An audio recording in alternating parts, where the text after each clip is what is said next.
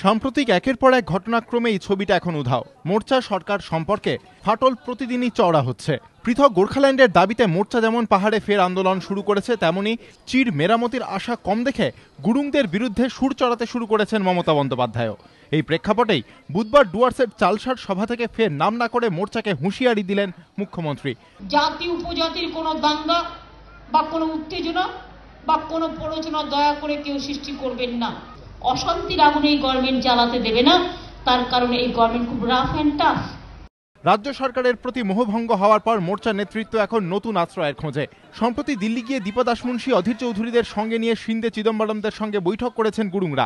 এদিন নাম না করে সেই নয়া সমীকরণের দিকেও তোপ দেখেছেন মমতা, ঘুরিয়ে বিঁধেছেন কংগ্রেসকে। আমি একা করে খাবো, তাই শুধু আগুন জ্বালাবো, এটা আমি কাউকে করতে দেব না। কোন উপজাতি দাঙ্গা লাগাবার জন্য যারা প্ল্যান করছেন আর রুশ করছেন, কি লাভ? একটা পার্লামেন্টের সিট, কারা আছেন এসবের পিছনে, কি লাভ? খুব মনে মনে যারা বলছে, দার্জিলিং হাসছে, পছন্দ হচ্ছে না। পাল্টা জবাব দিয়েছে মোর্চা। जिस तरीका से कांग्रेस इस क्षेत्र को अभी समझ रहा है, वो कांग्रेस का सोच का ऊपर निर्भर करता है। हाँ, लेकिन कांग्रेस वैसा राजनीति नहीं कर रहा है अभी हमारा साथ। कांग्रेस ने हम लोग को साथ दिया वहां पर दिल्ली में, इतना ही है। तो इस बात को इतना ही में रखने से ठीक है। পাহাড়ে যে মোর্চাই শেষ কথা নয়, তা বোঝানোর চেষ্টাও এদিন করতে দেখা গিয়েছে মমতা বন্দ্যোপাধ্যায়কে।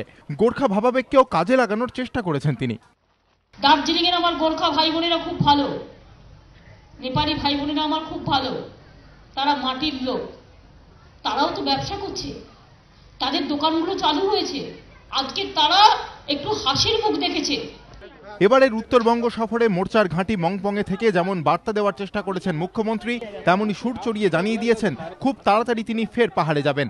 সেই সঙ্গে বারবার উত্তরবঙ্গ সফরে গিয়ে ডুয়ার্সকেও পুরোপুরি মোর্চা থেকে বিচ্ছিন্ন করে নিজের দিকে টানার চেষ্টাও মমতা বন্দ্যোপাধ্যায় করলেন বলে ব্যাখ্যা রাজনৈতিক মহলের।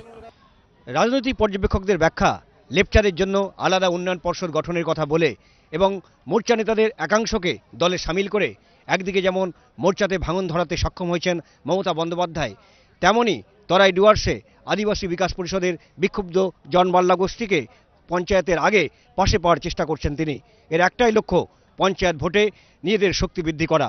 পাশাপাশি পাহাড়ে মোর্চা নেতাদেরও একটাই বার্তা দেওয়া যে পাহাড়ে তারাই শেষ কথা নয়। ক্যামেরায় উজ্জ্বল ঘোষের সঙ্গে আশাবুল হোসেন, এবিপি আনন্দ, লাটাগুড়ি।